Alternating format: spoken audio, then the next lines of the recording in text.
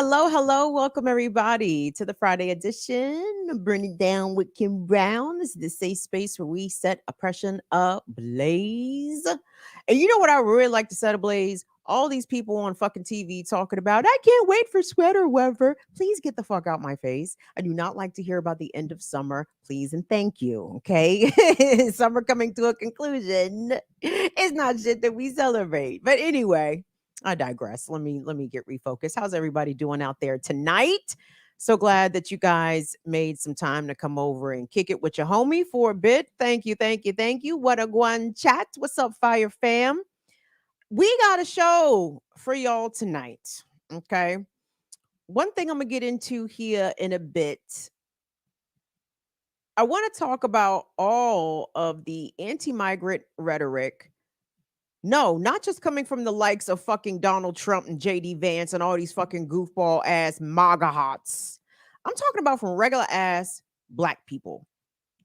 Regular ass black people in America. I'm trying to refrain from calling us black Americans because, well, let me rephrase because niggas is acting very American behind all this anti-migrant rhetoric, and it's gross. There was a viral video from here in DC actually where a black business owner is caught on tape berating a Latino delivery driver and just you need to learn how to speak English and da da da. I said, where is this nigga coming from? The MAGA rally? What in the fuck?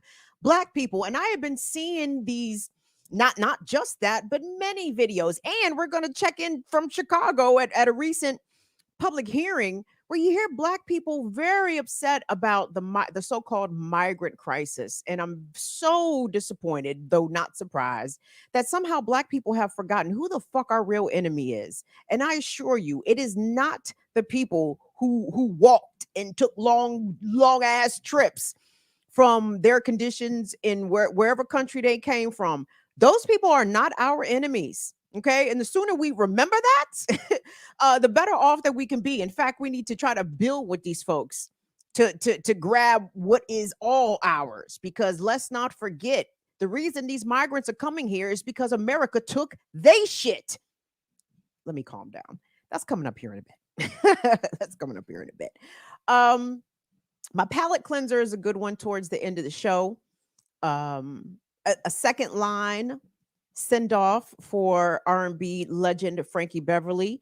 And for all my non-black viewers, aren't you glad that I told y'all to go listen to Frankie Beverly what months ago? Didn't I tell y'all? I told you. Shout out to Schultzy. I know Schultzy 100 took me up on that. Schultzy said he turned on Frankie Beverly. Schultzy's one of our white friends, by the way.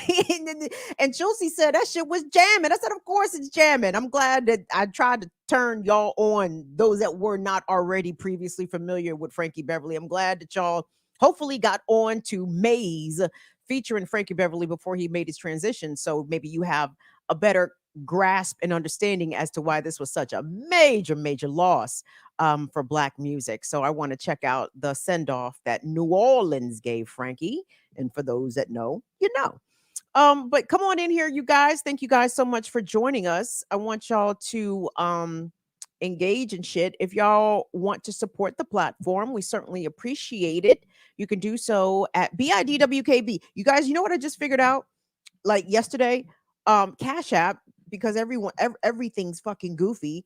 Cash App actually restricted my account because I have to go, well, the platform's account, because I have to go make it a business account. I'm like, nigga, it is a business. What the so anyway, so in case anybody sent Cash App support during Ear Doctor and I's classical breakdown, thanks. I may not have seen it because Cash App is doing something goofy, so I'm going to resolve that this weekend. So we'll figure out, and I will be back to thank the folks properly. But I guess you can still send the shit. I mean, they better give it to me. So $ BIDWKB on Cash App, Venmo at BIDWKB, PayPal.me/BIDWKB. And you can always join us on Patreon at patreon.com/BIDWKB. Thank you in advance for all the material support. And one topic that I like, well, let me rephrase. I do not like to talk about police violence against our people, least of all sexual violence against women. committed by the police. But guess what? They don't stop. And they can't stop, won't stop. Just like certain shitball ass motherfuckers who are sitting in federal jail right now. It's Burn It Down with Kim Brown. You guys, please like the video, subscribe to the channel, follow us, like, comment, share, subscribe, all that good stuff. So there were two stories out this week pertaining to police getting caught doing creepball ass shit. And, you know, we've done enough of these stories here for us to realize that this is not, or these are not anomalies. These are not one-off stories. These aren't even the stories of a few bad apples. In fact, police committing sexual violence overwhelmingly against women is somewhat of a common practice. And I found an NIH study which seems to confirm and validate that fact. And we're going to get into that here in just a bit. But first, I want us to lead off with a couple of these stories. And one of these shitballs is a black cop. Can't keep his hands to himself. Black cop trying to holler at teenagers. Black cop. And we're going to start with this shitball ass from Gary, Indiana. Charlotte, hide the kids, hide the wife, because these police is out here being perverts. And because they have the power of the badge, and because policing as an institution, their second nature is to cover up their crimes, is to not investigate themselves, least of all, really persecute and prosecute themselves. When cops commit sexual violence, it's a norm. It's the norm.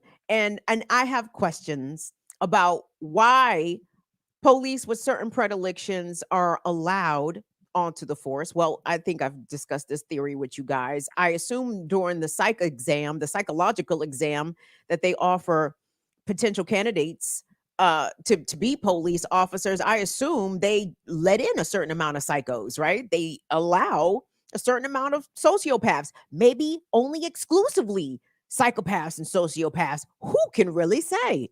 Who can really say? But go ahead, Will. Let's cue up this package. This happened this week. I actually think this happened yesterday. I don't even know what today is. Today is Friday, whatever the day it is. So this would be the 19th or the 20th. Yes, the 19th of September.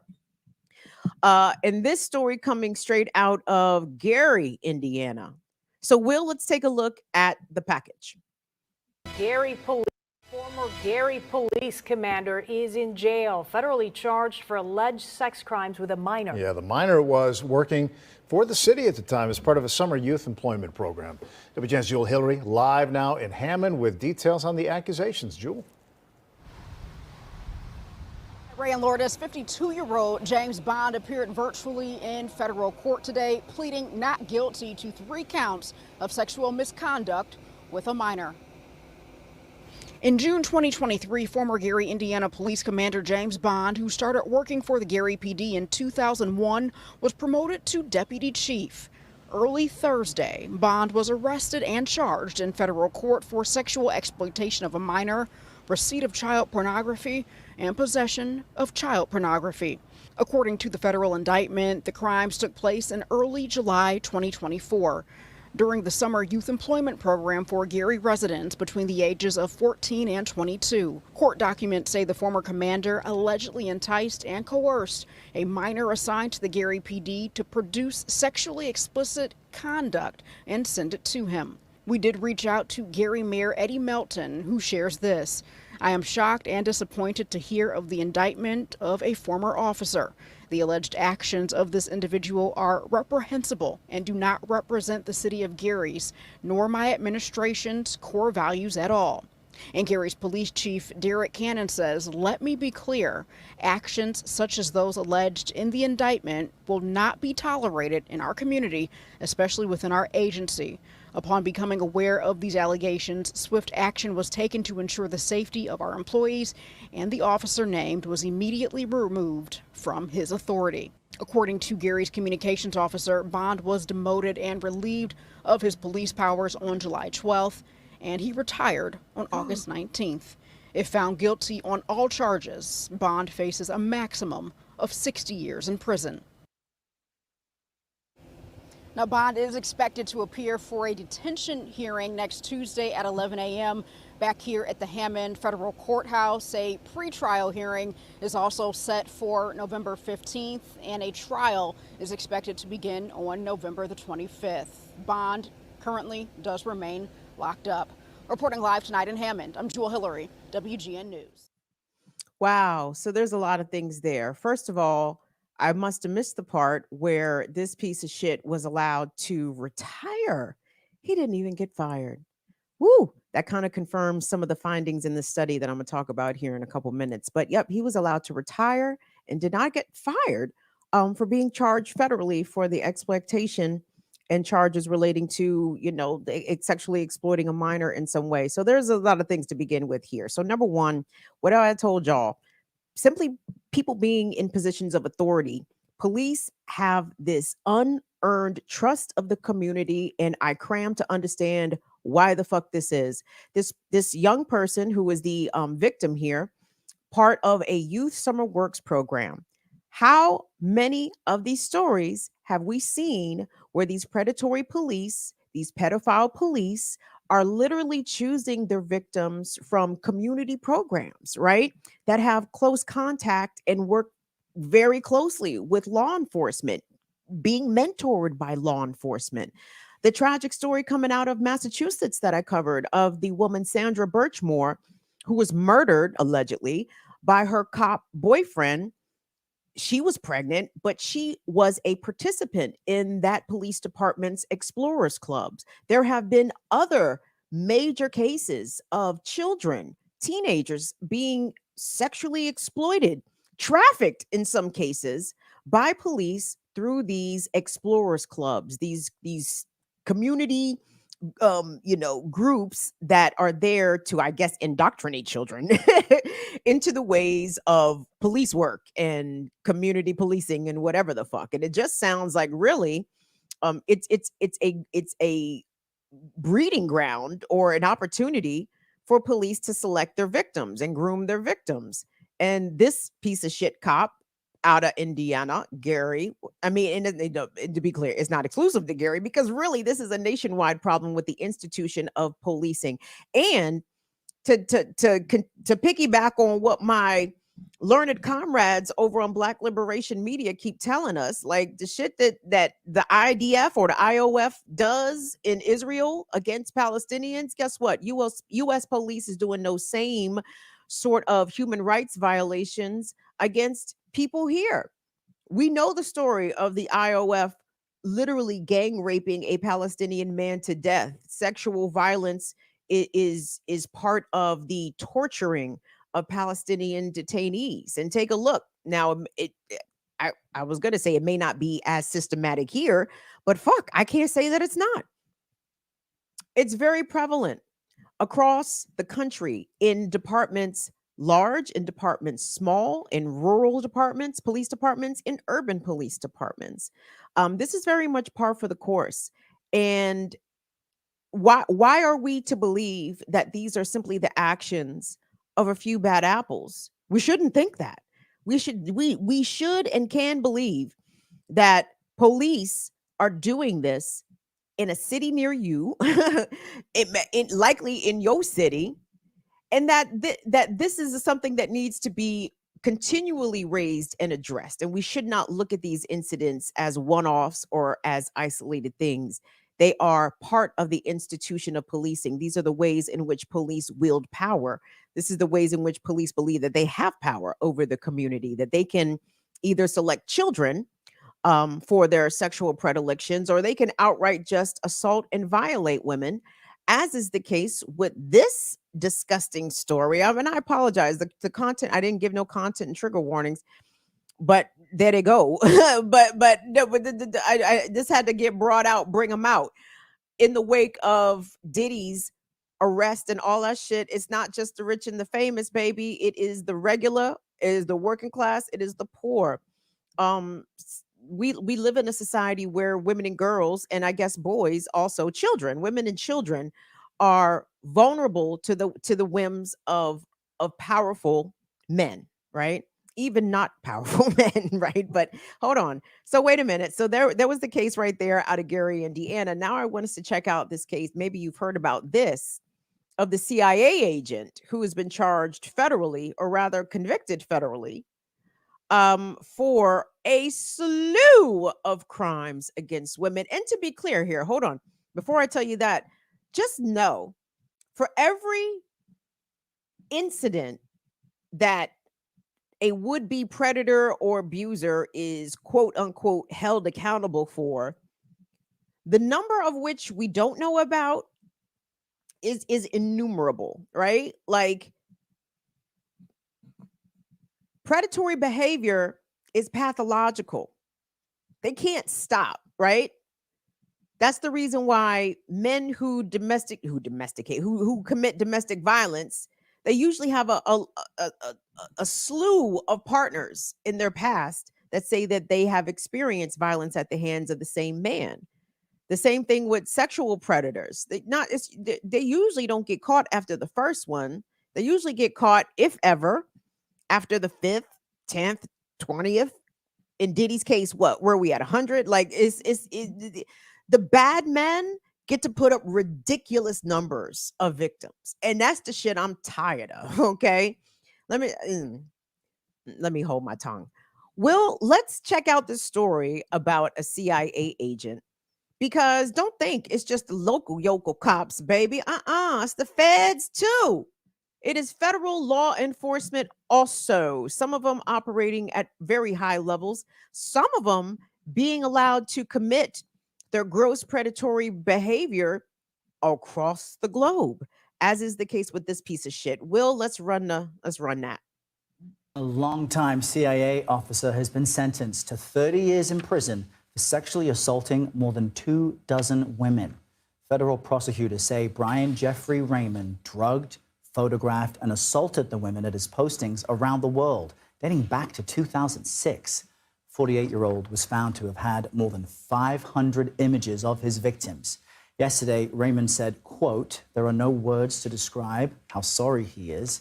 Authorities praised the victims who came forward, about a dozen of whom were there in the courtroom. One of those women said afterwards, quote, "I hope he is haunted by the consequences of his actions for the rest of his life." Now that one hit a little bit too because of his age, right? 48 years old. I could say we are age mates. I'm just slightly younger. Whoo, child. And if the stories I could tell y'all about some of these Generation X barbarians, it's only an hour show. However, what jumped out there was, again, 48 years old, and these crimes going back to 2006, so almost 20 years ago, right? So documented, he's been assaulting women for almost 2 decades, right?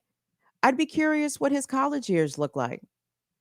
Be curious what his high school years look like. So just imagine, so he was convicted of assaulting 24 women. Again, those are just the 24 that came forward. We know that overwhelmingly victims and survivors of rape and sexual assault do not come forward. They do not go to authorities. They do not make reports. And it's not because they don't want their abusers or attackers held accountable. It's that going to the police can be a re-traumatizing event. Oh, and imagine trying to go to the police to report an assault committed by a police. You think the police, you think the CIA was ready and willing to hear all that information initially? Of course not. Of course not. So there's a lot here to digest and unpack, but these are not one-offs. These are not just 2 bad apples. Will, if you could pop up that report for me, please, because I found something. I found it. This was published by the National Institutes of Health. Hold on, let me pull up my doc, because a study has been done about specifically police sexual violence, okay? And the parameters of this study are kind of interesting, and the methodologies, shout out to the good Reverend Dr. Jared Ball. Got me thinking about methodologies out here. The methodologies are limited because the way that police engage with this is very limited. It says the situational context of police sexual violence, and this is data and policy. So let me start off here again. Well, if you could do me a favor, can you drop the link to that in the chat for the folks them so they can check it out at their leisure, because Already it's did. an interesting read, or rather for me it was an interesting listen. Okay. So a couple of things jumped out. Let me start here with the methodologies, because what they did was they looked at about less than 700 documented assaults, sexual assaults committed by police. I think the number was like 689, somewhere in there. More than 600, less than 700. Okay. And this was a time period, I believe, between 2005 and 2019. And it's not that only less than 700 cops were charged with some sort of sexual violence. They make the disclaimer about the methodologies. The way that they obtained these numbers was through news reports and court documents, right? They set Google alerts to be notified about when police were charged with some sort of sexual crime. Why did they have to cite their data from news reports? Because nationwide, police do not keep track of these numbers. This is not information or data that is collected and aggregated and compiled in a report and distributed publicly. Nope. Police do not tell. They don't have to tell. They don't report when their officers are caught up into some sexual deviancy, or rather even committing some sexual crimes, right? That is a startling fact, and not one that I'm surprised by, but it's startling nonetheless. In the same way that police are not required to report to the FBI, for example, or to the Department of Justice when their officers murder somebody, or at the rates that people die in police custody.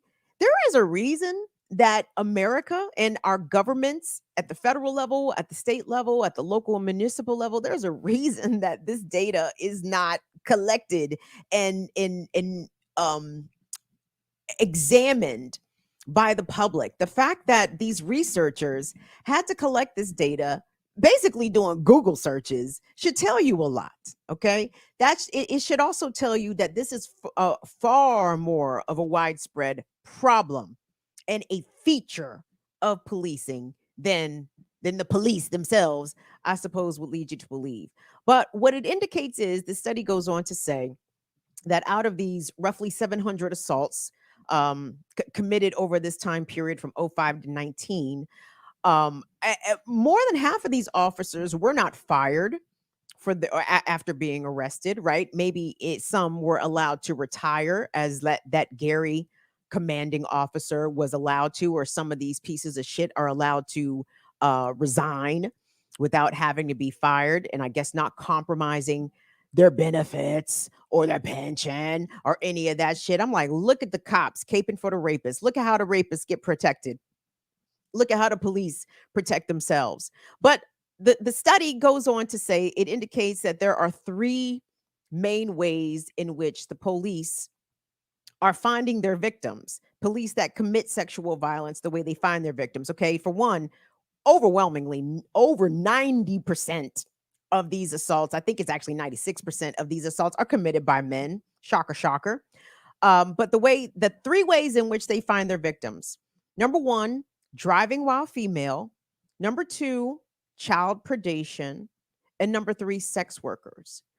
And the driving while female statistics are pretty disgusting. So the way that these cops who have been arrested for these crimes, at least when it comes to dealing with women who are driving while female, they were able to take advantage of these women because oftentimes these women were traveling alone and at night. Perhaps they may have been impaired in some way, and the police took advantage and used their power to coerce or outright force women into some sort of sexual acts. For the ones that chose children, overwhelming number of the kids that the cops found in this study were preying upon were between the ages of 13 and 17. Absolutely disgusting. And hold on, let me circle back here to the driving while female part. Um, this study cited an example of a San Diego police officer who was found to have sexually assaulted over a dozen women. Overwhelmingly, he committed these assaults while on duty, and the study also found that to be the case across the board. Like, I think 80% of these assaults committed by male police officers on women civilians was done while they were on duty, while they were on the clock. And this particular San Diego police officer that they reference, it wasn't a secret, his behavior. Everybody knew. All of his colleagues knew. His superiors knew. They said he would come into the roll call joking and bragging about the shit, right? Finally, he was tried and convicted federally on a number of charges, all connected to him raping women. I believe he was sentenced to 9 years, but guess what, guys? They let him out early. Yep. He didn't even have to serve his full sentence. Oh, and guess what else? They never notified his victims that he was being released early. The study goes on to find that part of the reason why sexual violence is so prevalent amongst police, and they make it clear here that these cases are not aberrations, they are not they're not deviating from the norm. Like, they are, this is what happens. This is how this is how the institution is set up. And I think the study is actually being kind of generous when they say, this practice is very common amongst police going back decades. I would say going back generations, going back centuries even, right? In the ways that women still yield very little power socially. Think about, again, how often this happens in 2024, baby. How often you think this was happening in 1994, 1964, 1924? Like, this is what they do, baby. In addition to shooting and killing black and browns, they is out here raping chicks on the job, on the taxpayer's dime. And overwhelmingly, you guys got to read the study, but the protection in the institution, the nature of corruption of police allows for this kind of behavior to flourish. And even when officers are caught, the study found that overwhelmingly they are caught, or at least their behavior is made aware to their superiors or to other cops through civilian complaint. It is rarely that predatory cops are caught via police investigation, right? It's because someone called the police and made a complaint, not because the cops were hip to Officer Johnson and he's being weird with the women in his custody. They could give a fuck about the women in Officer Johnson's custody. Somebody from the public actually has to say something. And we know generally how sexual assault is disbelieved writ large in our society, right? So just the overwhelming amount of hurdles that a survivor of an assault committed by a cop has to go through in order to get some sort of modicum of accountability is gross. And it is definitely akin to the same sort of hurdles that people or family members or loved ones of those who are murdered by police. It's very similar, right? It's almost like the police have carte blanche to assault, terrorize, and victimize vulnerable folks. Wow. You don't say. You don't say. And I want y'all to remember this. Anytime that you start to hear this rhetoric about police and the police keep us safe, oh, you want to defund the police? Well, who you gonna call? Not these niggas, not these rapey, murderous motherfuckers. And this is what I want y'all to get also, especially if you are a vulnerable person, single woman, gay person. Be aware, be mindful. someone who might be dealing with some mental health issues, and or if you are someone in proximity of somebody like that, don't just be calling the police all willy-nilly to go check on them and shit. We saw what happened to Sandra Massey, and even though that was not a Sonia Massey, my apologies. Even though that was not an issue in which she was sexually violated, she was shot in the head by this goddamn rogue. I can't even call him rogue. This typical cop cowboy who was looking for a reason, I suppose, to murder a black person, and he there he goes. So remember, before people start calling for an increase in police funding, an increase in police presence, an increase in police ranks, you could take that down, Will. Thank you. Keep all of this in mind. And guys, it is okay to tell your folks, even your pro-police folks, shit, show them that goddamn study. You can tell the truth about the police and who they are and what they do. There is little to indicate to me that the police keep anybody safe. And this is the reason, one of 1,000 reasons why we have to abolish policing as an institution. It does not do what it claims to do. It does not serve and protect the masses.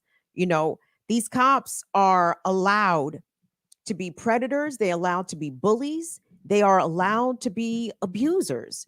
And I can't see how anybody who literally wants peace and safety in the community could ever advocate for such an institution, right?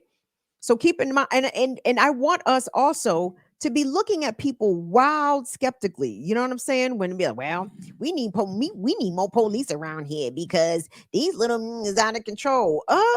So what does more police bring? It just brings more tension and more antagonism to the community. It does not promote safety at all. And women, again, or femmes, don't just pull over for the cops if you are not feeling comfortable. Put on your hazards, drive to a well-lit area or a populated area or a gas station or something, especially if you are driving while female at night. You can take that down, Will. Thank you. If you are driving while female at night, like bear all this in mind, because the police are not a safe option. Simply a man wearing a badge, driving a police car, does not default make him a hero. It does not make him a good guy. It does not mean that you are safe in his presence. Okay. You have to treat them as though they are the predators that they are. You know what I'm saying? And especially if you're checking off multiple marginalized boxes, black, woman, trans, gay, like if you're checking off multiple boxes, then you need to be as many boxes as you check. That's how careful you need to be. So if you're checking off 2 boxes, you better be doubly careful. You checking off 3 boxes, triply careful. You understand what I'm saying? I don't tell you guys this because I fucking hate the police. I hate what the police do. And I hate what they are documented to have done. And I also understand that what they are documented to have done is still a mere fraction of what they're actually doing. So we don't want to play naive here. And what we want to do is spread this kind of propaganda to our folks, because the difference between our propaganda and the others' propaganda, I guess liberal and conservative propaganda, is that our shit is based and rooted in fact. Okay. It's documented that more police do not drop the level of violent crime in a given area. Okay. So-called high crime area. There is nothing to correlate increased police presence with a decrease in crime. When people are given the basic needs and material needs that they require for survival, that drops crime, right? Not the increase of police. So tell a friend to tell a friend that these cops are rapey pieces of shit, okay? And you need to be aware. You need to tell women in your family. You need to tell the young girls in your family. Simply because it's a cop behind you does not necessarily mean that you are safe to pull over and simply engage with that person. Please go to some place where there are cameras around and or witnesses, okay? And I encourage you to pick up that NIH study and take a look at it. Let me take a break and say what's up to the folks. We'll see. Let me see what's going on here in the YouTube app. This should be acting hoish, and I don't dig it. But you know what I do dig? I do dig my peoples. I appreciate you guys, Fire Fam, and whoever else might be watching. Thank you for coming through. It's Burn It Down with Kim Brown. We do this twice a week. And don't forget to please go over to Black Liberation Media and subscribe over there to the things. We host the Remix Morning Show Tuesday, Wednesday, Thursday mornings at Black Liberation Media, 8 a.m. Eastern Time. We had a good round of shows. Actually, I'm going to play a clip from one of our shows today. You know what I'm saying? We're trying to spread the positive propaganda around here, baby. We got to spread this good news. Well, I don't know how good it is, but we got to spread this good commentary. You feel me? So we got you covered, baby. Thank you all so much for being here. And again, I want to thank y'all. If you haven't followed me on Twitch, what's up, Twitch? What's up? Deidre the Destroyer, aka Northern Witch, baby. You got girl. I'm like, who the fuck? But it's Northern Witch. Hey, Didi, what's up, Rosal? But follow us over there on Twitch as well. BIDWKB. On Wednesdays, I do Kim's Twitch Turn Up. This past Wednesday was a good one. I did the theme. Diddy ruins everything. And it was like I had to pour out a little liquor for some jams. You know what I'm saying? I had to pour out a little liquor for the Flavor in Your Ear remix. I had to pour out a little liquor for some of them Mace hits. Looking at Me, one of my favorite Mace songs, even though I don't know if it was a hit, but it was one of my favorite Mace songs. But Diddy's all over that bitch. Had to pour out a little liquor for It's All About the Benjamins. You know what I'm saying? Like, it's over.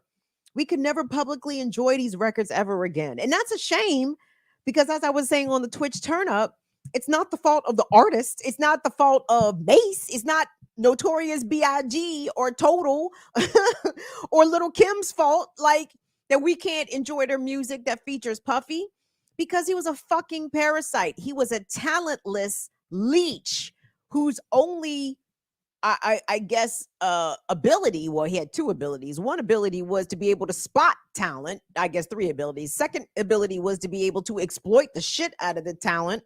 And apparently third ability was to be an abusive asshole to literally everyone that ever came in contact with him.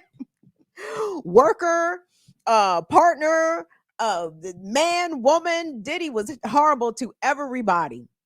And it's a shame that the talent and the art of the folks that were really the driving creative force behind his success, because he capitalized and exploited Biggie, Total, whoever, you know what I'm saying?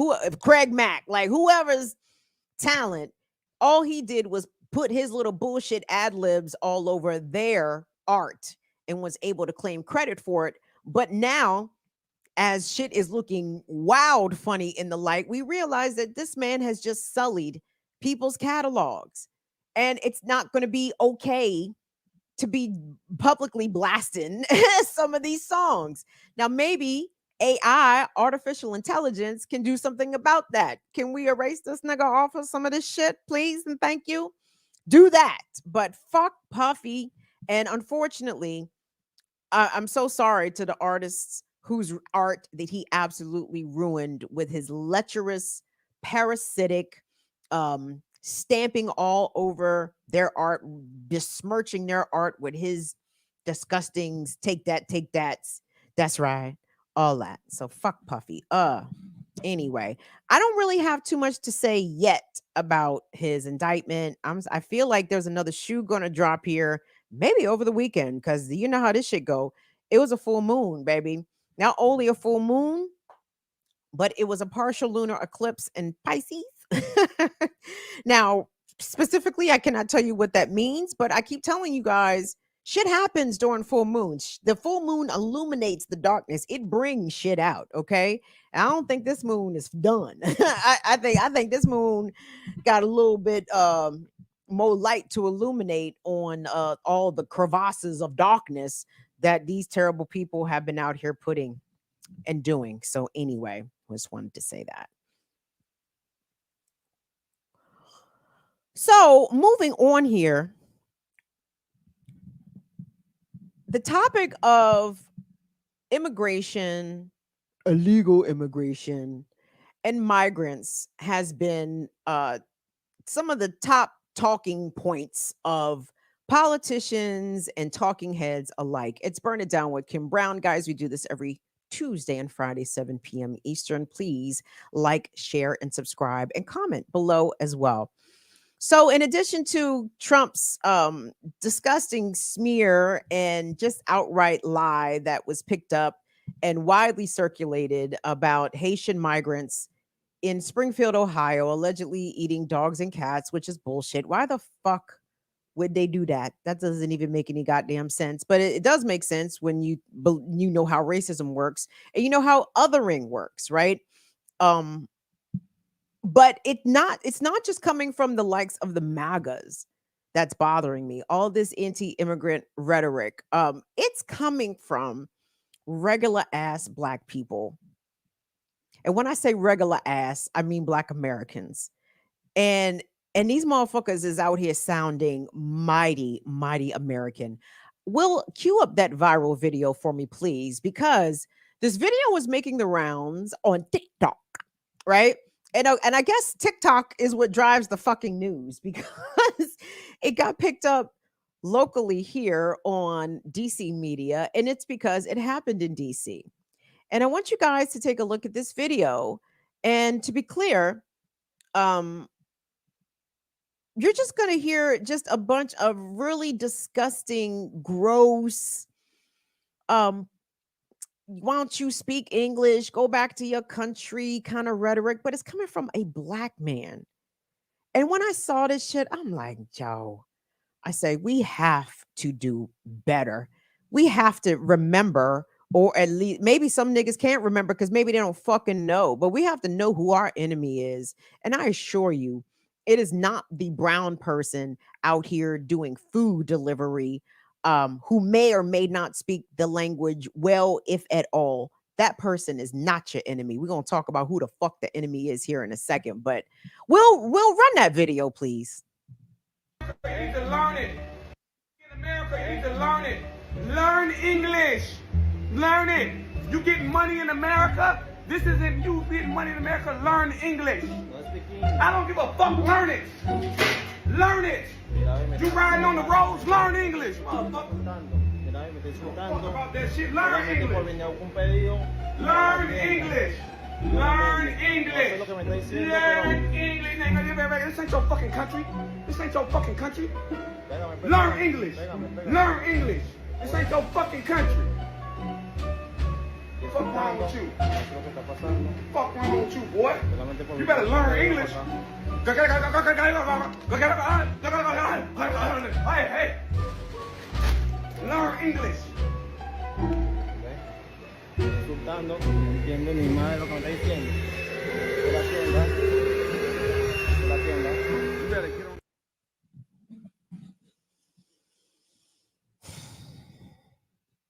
Y'all know how sad it is to hear a Black man tell another brown man that this ain't your fucking country.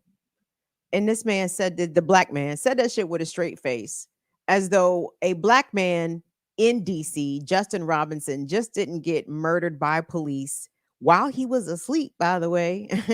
He was sleeping and then they came and fucked with him, woke him up and then killed him. Nobody know. But as though Black people don't get murdered and harassed and stopped and frisked and disproportionately charged with crimes in the same city. This happened with the clip that you just saw happened in DC at a business called Canna Coffee. I believe it's on Florida Avenue. And the person alleged to have been doing the cursing is the business's owner. Now, there have been some developments that happened to coincide with this video. This video went viral, by the way. It was picked up a lot by the Spanish-speaking media here locally in DC because it's abhorrent. It's abhorrent. As much as Black folks have been picked apart and called uneducated and unprofessional for our Ebonics, our African American vernacular English, the audacity for a black man to tell you get money here in America, you need to learn to fucking speak English. Sir, you would fit right in at the MAGA rally. Let's go get your red hat. That is red hat rhetoric. You need to be right down there with Trump and them. Because what the fuck are you even talking about? And you're talking down to this person who is doing food service delivery. Is that a lucrative position? You talk about he getting money, like he getting fucking like bands on bands on bands. Nigga, he is getting like maybe barely minimum wage, if that, to do food service delivery, which by the way is helping out your little funky ass business. Making it so that you have an expanded customer base so that more people can sample your wares. But you want to curse this person? You want to use the most disgusting anti-immigrant, anti-migrant talking points? Sound like fucking Amber Rose. I saw that dumb bitch on TMZ today. That's another story. But anyway, so Fox 5, the local Fox affiliate here, did do a follow-up. Will, let's get that queued up. Because like I said, there was a couple of things that happened coincidentally. So this business did get shut down, but it wasn't because of the incident in which you just saw. It had to do with other things. But the funny thing is, here's the funny thing. So, and the package is going to tell you, but the funny thing is, if this motherfucker had just been a decent human being and not treated that delivery driver like shit to the point that this, delivery driver felt as though he had to pull his phone out and record and then post, nothing probably would have happened to this business, to be honest. And that's ironic in that way. But I'll let the package sort of bring us up to speed on the details. Go ahead, Will. Well, Jim and Angie, right when you see this viral video, you can't help but wonder, is this really real? So many people say that they were trying to decipher whether it was serious or staged. Well, I spoke with the Uber food delivery driver who told me it's not a joke, so he filed a police report. He believes he was discriminated against because he's Latino. Take a look. Learn English. Learn it. You get money in America. This isn't you getting money in America. Learn English. This is the moment the owner of Canna Coffee on Florida Avenue in Northwest D.C. yells at an Uber food delivery driver, Gregorio Amundaray, because he doesn't speak English. The video is going viral on TikTok with more than 1 million views. Porque fue lo primero que se me vino a la mente. Pensé que Gregorio is telling Fox 5 his natural instinct was to start recording to protect himself because the situation was quickly escalating and it was very uncomfortable. This ain't your country. me hace sentir humillado, frustrado. He says there was no need for him to be treated so disrespectfully. He moved to this country from Venezuela to get ahead in life and help his family. The intense interactions continues for an entire minute and ends with the owner shoving a bag of food at Gregorio's chest. Learn English. DC police are investigating this bizarre situation as a simple assault and hate crime. Fox 5 went to Canna Coffee to get their side of the story and were met with hostility. Hello, is the owner of the business here? I'll get them together for you. Do you have any comment about the video that's going viral? You can. Are you a sports investor? If so, are you tired of losing more money? God damn it. Was that the end of the package? Son of a bitch. No, that wasn't the end of it. This fucking ad is crazy. We got to get on the family plan, Shouty. We got to sign up for YouTube Premium. It's a little hack or something I learned on TikTok that you got. I forgot what it is, but all right, let's pick it up. up. That was the end of it, my bad. All right.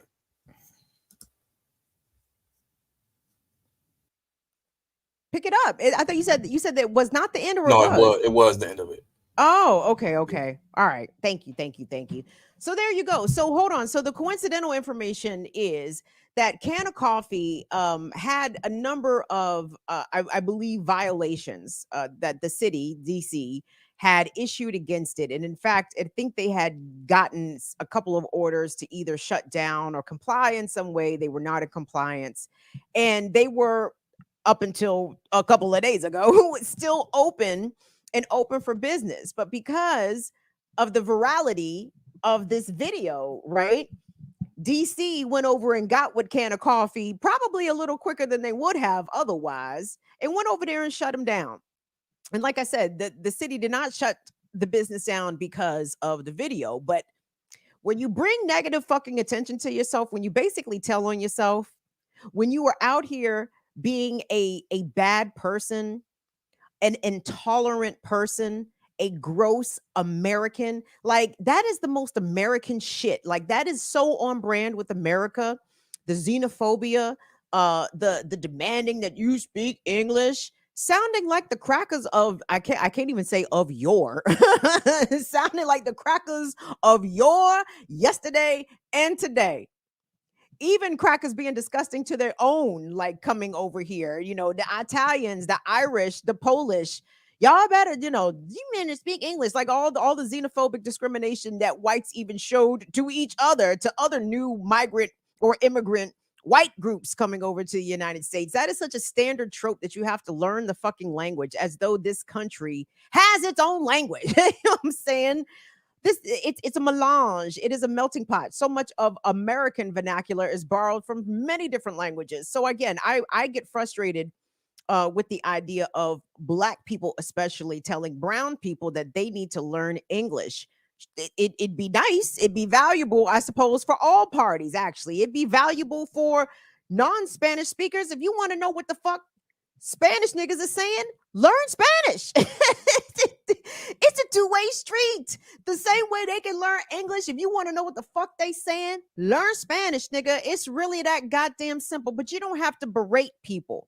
You know what I'm saying? And look at Black folks when they get a little bit of status. Some Black folks, some aspirational bougie Black folks, some wannabe capitalist Black folks. Oh, you the capitalist now, so you get to shit on those under you, or those that you perceive to be under you. But again, I find it hilarious that a Black man in Washington, D.C., in a city that is gentrifying its own people up out the fucking city, in a city in which police violence and poverty is borne disproportionately on the Black residents of this city. Like, you gonna come on and berate this man for what? Not pulling himself up by his bootstraps? Like, I'm just deep in confusion. I'm just deep in confusion. But again, this rhetoric, this MAGA rhetoric, because that's what it is, this anti-immigrant rhetoric that is coming from Black folks in particular, is not just here in DC. We hear it in New York City.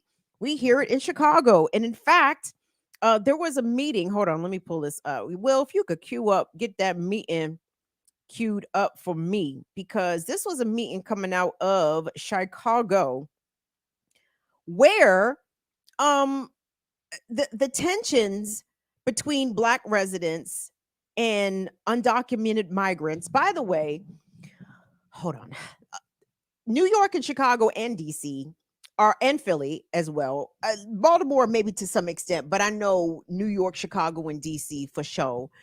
Greg Abbott, the Texas governor, Ron DeSantis from fucking Florida, all these pieces of shit governors from these border states have been inhumanely transporting and shipping migrants by the busloads, by the thousands, northward to democratically run cities because Greg Abbott says that Biden's not doing whatever for the border. Whatever. All of this is just white supremacist fucking talking points in order to gin up anti-immigrant sentiments and feelings and policies, and to reinforce and uphold those policies, right?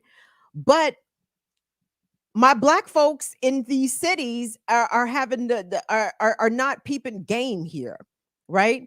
The complaints about the scarcity of resources because the migrants are taking everything. What are they taking? What are they taking from Black folks that you perceive that is being taken from Black folks? Whatever is being given to the migrants wasn't going to Black folks any fucking way. Okay, hold on. Well, go ahead and run that Chicago meeting for me if you could, y'all, because nigga, when I tell you I'm disappointed, I'm actually heartbroken. I'm actually heartbroken because the callousness and the Americanness of this rhetoric coming from Black folks in this country is really fucked up. Go ahead, Will, run that Chicago meeting for me, brother. Let me finish, my brother. No, let me ask you. Can you help me with the solution? No, thank you. Let me ask you. Can you help me with the solution you'd like to see me do? Surely, I can help you with the solution. I can give you I give you one simple answer. Send them back. That's the only solution. That's it. Other than that, they will surpass us. It is math. It's simple math. They will overtake us in numbers at the rate that they have kids. They cannot be U.S. citizens. You are dooming our next generation to subservitude. I'm telling you this. Okay. It's just simple math. I know, but That's it. It's simple math. I'm very good Count. at math. Let me share something with you. Most of the persons that are here right now, under the technical definition, do not qualify for asylum. I'm not concerned about I'm concerned about the children that they have. They will be U.S. citizens, and they will have a voting block. All we have to do now is look at the Hispanic voting block they have now. They get everything they want. Look at our communities. You should see the schools that they have as compared to the... Yeah, so that's an excerpt there. Again, that's coming from a public meeting out in Chicago, and this is probably representative of what has been a series of these sort of public meetings, and it's just gross. And I wish that the people had that same energy for the whites coming to gentrify their neighborhoods. Like, how come we not saying at the meeting, send the whites back? Send the whites back to the suburbs from which the fuck they came. They are driving up property values. They are driving up crime because they call the police on long-term Black residents in historically Black neighborhoods. Where is the energy for the whites? Why you got all this energy for people that literally have less power than you? And all of this talk about that you have to send them back because they're going to become citizens. So the fuck what? Let them become citizens. I saw another clip, perhaps from the same meeting, of a woman complaining about the resources or the help that the migrants are getting with our tax dollars. They're getting our hard-earned tax dollars. Baby, you know who is really getting your hard-earned tax dollars? The Chicago police. You know who is also getting your hard-earned tax dollars? The United States military, in which they are sending billions over to Israel to bomb the fuck out of Palestinian children. The billions that's being sent over to Ukraine. Like, where is the energy in the smoke for that? As if Black people have any chance of moving up socially ever in America. A few will, a tiny a handful of trickle ups. You know what I'm saying? But to quote a wise brother, it is trickle down to the brown, and that trickle down don't ever seem to reach the brown or the Black.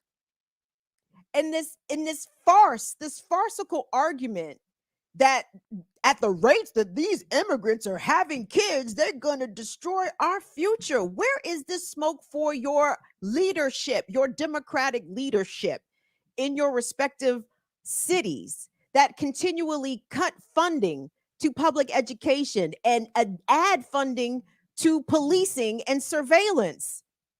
The money that's being cut out of Black neighborhoods is not being redistributed to migrants. It is being given to the police state. It is being there to cut money for housing, right? The migrants are not getting Black people's money. Whatever money you think the migrants are getting was not going to Black folks anyway. It wasn't going to you anyway. And when I hear Black people just really saying this shit with a lot of chest, it's so sad because it's such punching down, right? For as powerless as we are in this country, as Black people are in this country, we don't have power here. What power do you think the migrants have? Do you think they got more power than us? Simply because you believe that they are coming in such numbers that strength does equal, there's strength in numbers, and maybe eventually that might be the case.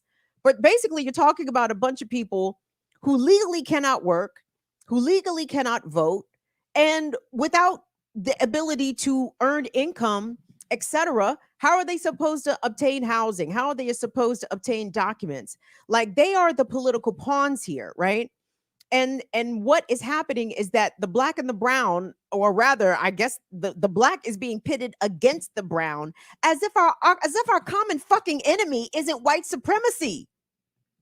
The same conditions and the same evilness of America that is driving these migrants from their home countries here, because this is where they shit is, by the way. like Venezuela, this is where they shit is.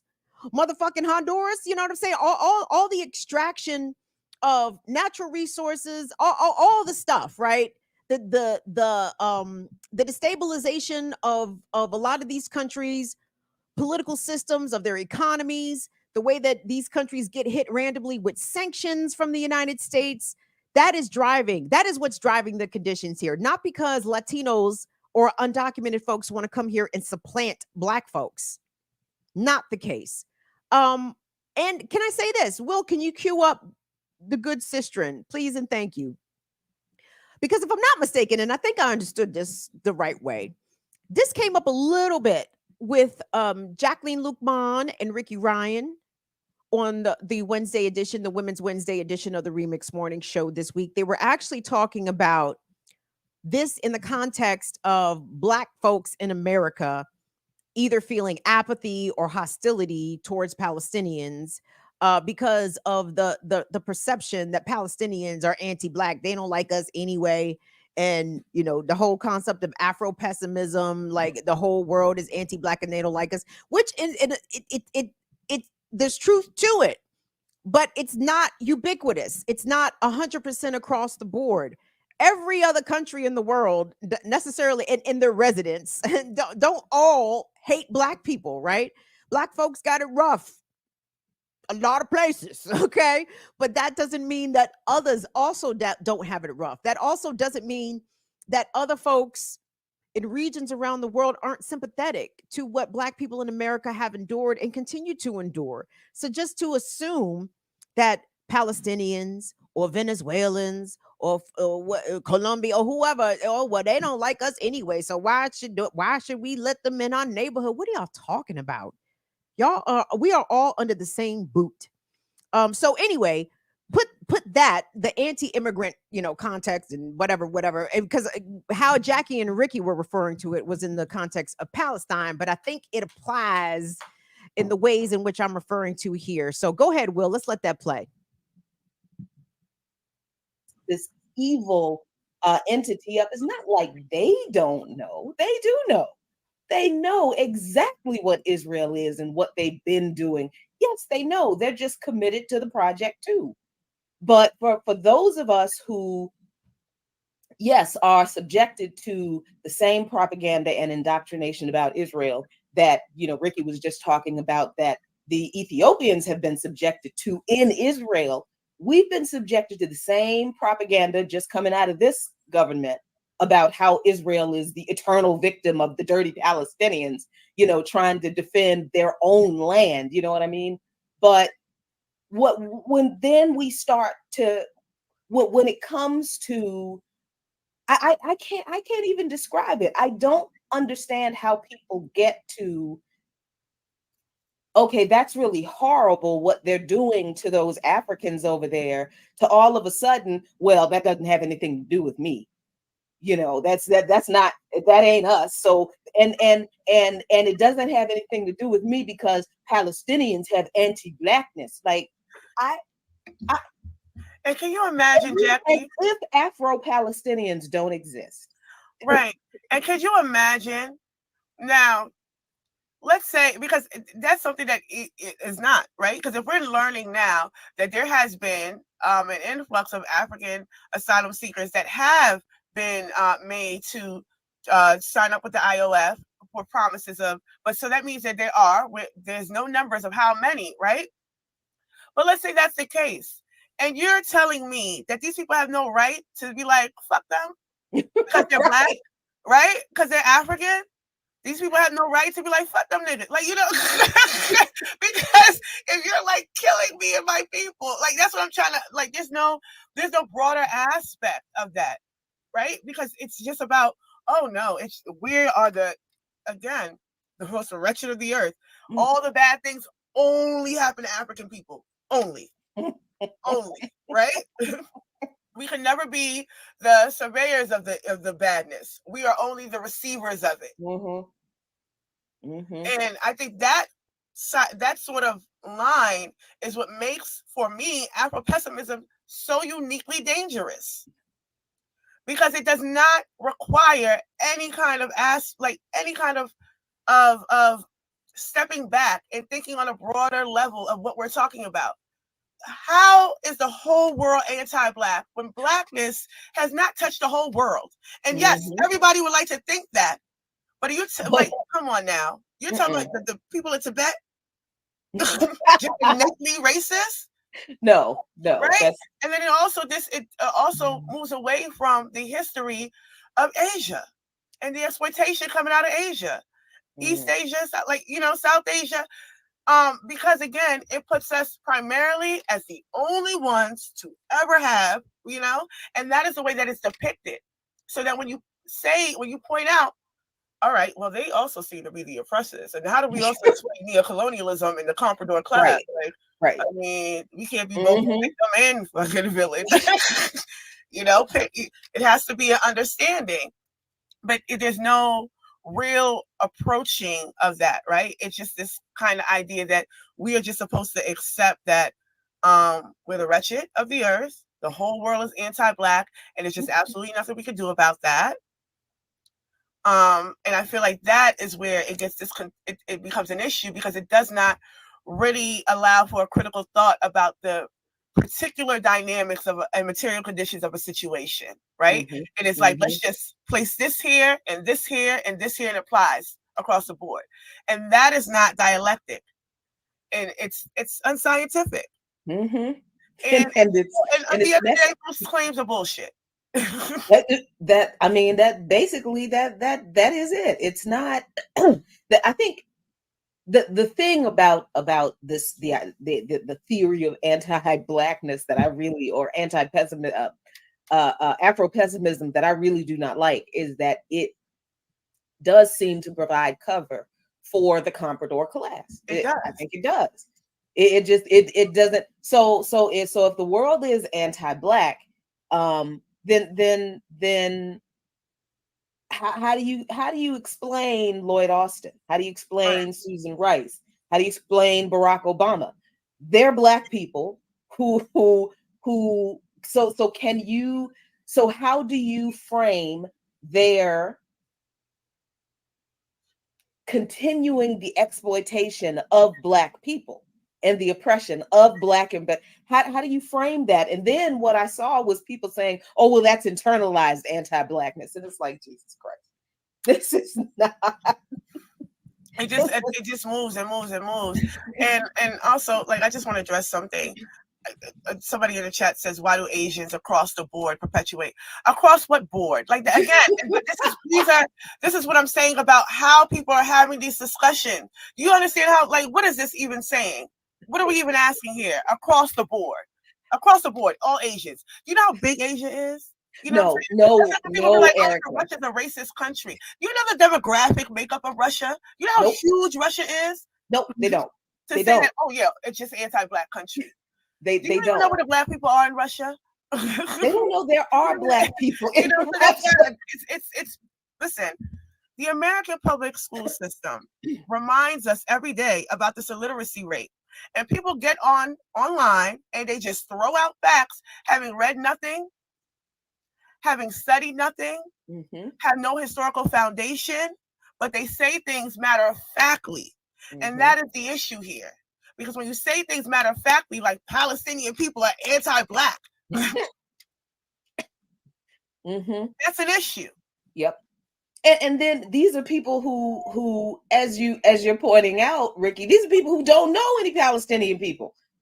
And people don't even realize that it's not even difficult to know Palestinian people, because since their land has been stolen, a lot of them were forced to leave. So there's an enormous Palestinian community in this country. But somehow the people who are making all of these ridiculous blanket proclamations about how entire populations of other people that they know absolutely nothing about.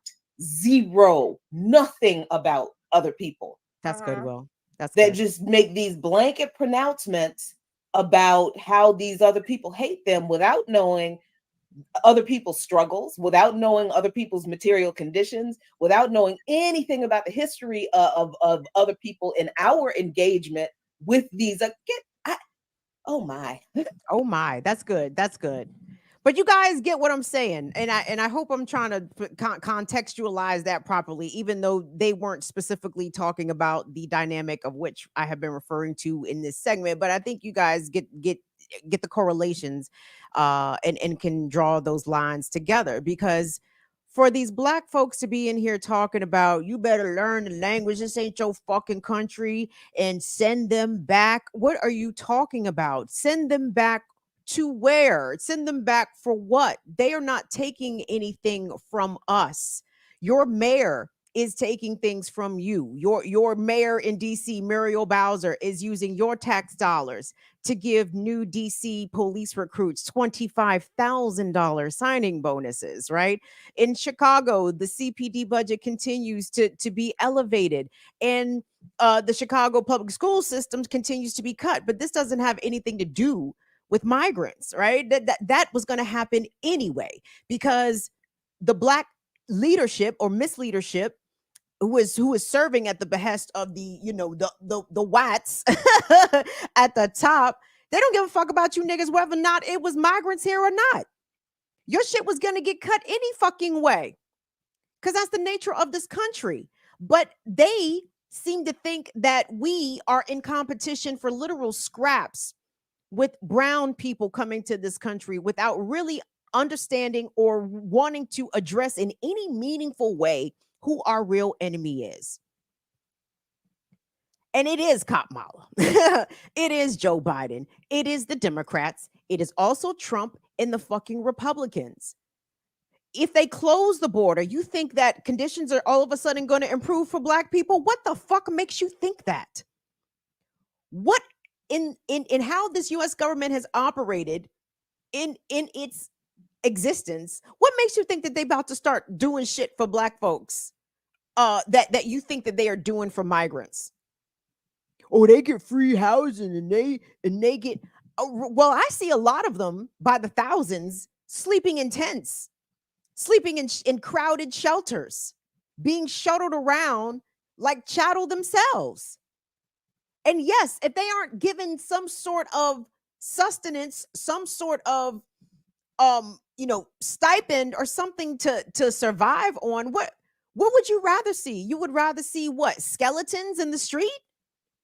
You rather see people starving? You rather see the unhoused mushrooming, that the unhoused population just going out of control because we have nowhere to house the migrants who are undoubtedly fleeing a worse situation? And that's the thing I always want to tell poor black people in America, right? I don't give a fuck how impoverished your neighborhood is. I don't care what kind of food desert you live in. Are you walking 1,000 miles anywhere to flee your situation? I'll wait. Are you walking anywhere? Are you walking to Canada? You walking to Canada from Chicago? You walking to Canada from Detroit in hopes of a better situation, and it's right up the fucking road from where you are? Of course not. So I want you to think about how dire the situation, as Ricky said, the material condition on the ground must be for some of these undocumented folks to sacrifice and to put in the travel on foot, on trains, on buses, just to be here. You think you got it bad? I swear to God, you don't want to trade places with Jose from fucking Honduras, who is leaving his situation in hopes that he has the slim chance of crossing that border. And guess what? Even if he does cross the border, is not a guarantee of his success, of his safety, of the well-being of his family. I get so irritated when I hear this shit. And listen, we have an Afro-Latino with us right now, Brother Will. Brother Will, come on up here, Brother Will, because Brother Will is Boricua out here, Puerto Ricano. And I know the Puerto Ricans. Well, I know niggas get upset at Puerto Ricans too. Because I'm sure Puerto Ricans get hit with that speak English bullshit too. And it's like, nigga, we are American citizens. What the fuck are you talking about? But Yeah, when I look at Will, when you hear, number one, have you heard this anti-migrant rhetoric coming from black people in America? And you, as an Afro-Latino, You know, what the fuck does that shit sound like to you? Oh, of course. You hear it all the time. I mean, you hear it from Puerto Ricans too about other, Salvadorians, like you said, Venezuelans and stuff like that. So yeah, and the thing is like it's just nasty in general when you trying to pass off all your problems onto somebody else, because clearly they're not the problem. Like immigration is not a problem for us. These are just Republican talking points that we feel like it resonates and it don't. And if you, especially getting mad at somebody like this is English, and it's like everybody speaks English.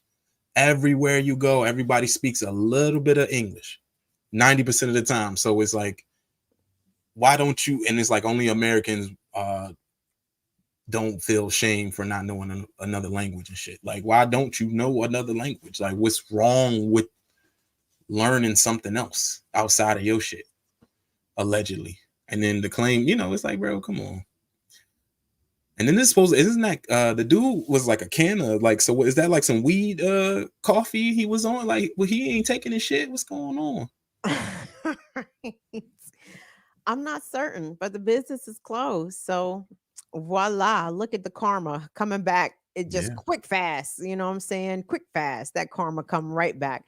But I'm bothered because I don't doubt that people that live in Chicago and people that live in New York are experiencing an increase in the pressures in their neighborhoods because of the influx of migrants, but it's not because of them, right? Like the power system, the power structure, the government that controls the resources. These people don't have to be in shelters. They can be put into permanent housing. All of us could be put into permanent housing, right? But look at my people screaming at their as the sisters say, the comprador class, the Black misleadership class. They screaming at them, because the migrants are taking all the resources. But how come they not screaming at Kamala for continuing to fund or in support of the Israeli genocide to the tune of billions? Like, I feel like this is misplaced and misdirected anger.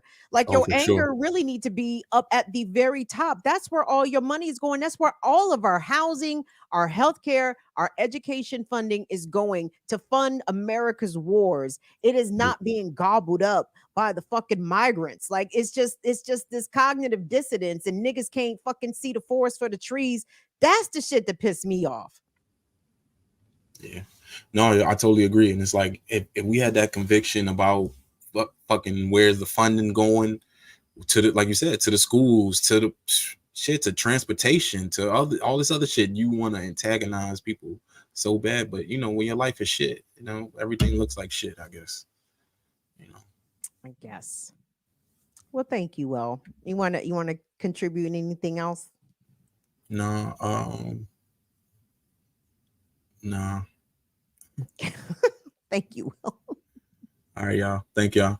Appreciate y'all. That's Will, everybody. Our resident Black Tino. Do me a favor. I know you guys are hearing this. I know my Black friends. Oh, well, Jesus, I already know my white friends hear the shit. I already know my white friends is hearing the fucking complaints from they fucking friends and family and peer groups and church friends complaining about the migrants and shit. But Black folks, Jesus, when you hear our people, your people talk that shit, be like, wow, you going to the Trump rally? Nigga, where's your MAGA hat? You got your MAGA hat? Where's that at? Because you know who you sound like, right? You know you sounding like crackers out here, right? You know you sounding exactly like crackers.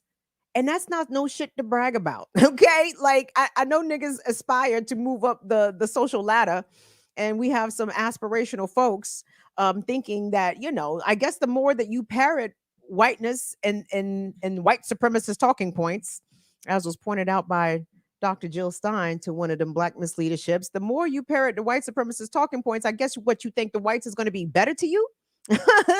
Or you think the more that you try to act and sound like white folks, the more that you complain about the foreigners and they know they speaks English, and when you open a business, all of a sudden now you a capitalist and now you looking down and on exploited workers to, like, I'm sorry, you think you're not sounding like crackers?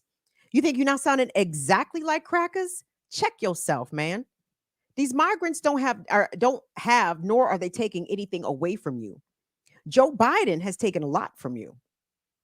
Kamala Harris plans to take even more from you. Pay attention to what all was taken from you under Barack Obama. Obama didn't bail out homeowners, and wasn't in support of bailing out homeowners, I don't think. He wanted to bail out the banks, which did what? Made all of our cities and our communities, historically Black communities, made them vulnerable and susceptible for gentrification, even more ripe for gentrification. And that's what the fuck happened and is happening. Do these fucking MAGA niggas got the same smoke? And I mean that phrase, MAGA niggas. Do these same MAGA niggas got that smoke for the gentrifying whites? Of course not. I mean, maybe a little bit they did, but now they figured out that they can punch down. You know what I'm saying? Because now they can beat their chest like crackers and complain about these undocumented people not speaking English and what? Taking the Black jobs? Get the fuck out my face. I'm not here for it, y'all. Please correct and shame that xenophobic, racist bullshit when you hear it. And remind these MAGA niggas who their real fucking enemy is. And it's always going to be white supremacists, settler colonialists here in this country. As our sisters and our brothers keep teaching us over on Black Liberation Media, we are in a colony here in the United States. Black folks, yes, you live in a colony. You are yourself colonized. So what, you want to fight other colonized people? Or you want to go burn the master's house down? Which I suggest that we do, right? Black Americans out here sounding like house niggas, mad at the field niggas, the undocumented, right? And ain't nobody mad at Massa. Wow. Nobody mad at Massa? Oh, because Massa now has a silk press. Massa got a silk press and ski wees and went to Howard and shit. Well, y'all not mad at Massa now, huh? And you think she ain't Massa? Why? Because she ski wees and got a silk press? You niggas is high. You niggas learned nothing from Obama, and it shows. And I feel sorry for your mother, So anyway, that's it for that. Woo! Like the video, y'all. Subscribe, share, comment, blah, blah, blah. And listen, I hope I do make the MAGA niggas mad. First of all, because the MAGA crackers stay mad, right? So who give a fuck if they get mad? But these MAGA niggas, you need to be checking these niggas at the fucking door. And by the way, all that anti-immigrant rhetoric, it is absolutely applicable to Black folks too. I'm talking about Black migrants, right? So all the shit that these people talk about, the El Salvadorians and the Latinos coming over here, you are basically echoing the same shit that Trump and them are saying about the Haitians, right? The Haitian immigrants in Ohio, you just saying it slightly different. There's Black people trying to escape their condition from wherever in the world that they are coming from to try to get here to improve their condition. They Black like you. And all that xenophobic fucking racist bullshit, it applies. When you're complaining about the Latinos, you're talking about Africans also. Get on my goddamn nerves. One thing I can't stand is as a nigga that think he a cracker. Outcast, pronounce outcast. Adjective, meaning unaccepted in society, but let's look deeper. Are you an outcast? If you understand the fundamental truths represented in this music, you probably are. And if you don't, you probably a cracker or a nigga that think he a cracker or don't understand. Anyway, let me shake that off because that shit got on my nerves. Hold on. So hold on. Oh, and that's why I have added palate cleansers. Woo! Palate cleansers, because I be talking about some shit over here that just make you scrunch your face up, furrow your brow and everything. So that's why I came up with palate cleanser, because we all need palate cleansers. So as we know, last week we saw the transition of R&B legend Frankie Beverly of the group Maze featuring Frankie Beverly And Frankie made his transition out of here at age 77. The Philadelphia native was beloved, deeply, deeply, deeply beloved from Black folks in this country for his incredible music, his beautiful voice, his emotionally evocative songs. And again, I can't heap enough praise upon the band Maze as well, because but for the amazing musicianship behind Frankie Beverly, he would tell you, wouldn't be no Frankie Beverly without Maze, right? So Frankie made his transition, and I want to show you guys a clip coming from New Orleans, because for 20 years, maybe more, roundabout 20 years, the Essence Music Fest, which is held in New Orleans every year, every summer, Frankie Beverly and Maze would shut down Essence, right? They would be the closing act. They would be the headliners, the final band to play, the final artist to play on the last night of the multi-day music festival, multi-day music and cultural festival. And this, I mean, obviously, some of this predates me, right? This is for my white our boomers rocking that white linen, rocking that white Frankie Beverly ball cap. You know what I'm saying? Y'all got you know your uncle, you know your dad be rocking that white linen suit with the mandals, toes out. Yes, Frankie Beverly was the patron saint of them niggas. Absolutely. Anyway, so Frankie Beverly from Philadelphia, deeply beloved here in DC, but deeply beloved also in New Orleans. And when people transition in the New Orleans Black tradition, it's a second line. Y'all familiar with second line? I know y'all niggas are, but the other folks, y'all familiar with second line? Second line is the celebration, bitches. Like it ain't no funeral. Ain't no slow singing, flower bringing. Nah, it is a celebration, bitches. We are celebrating this person's life with music, with joyful noises. And this clip from Frankie Beverly's second line in New Orleans, it kind of brought me to tears. So you guys check this out. It's short, but check it out.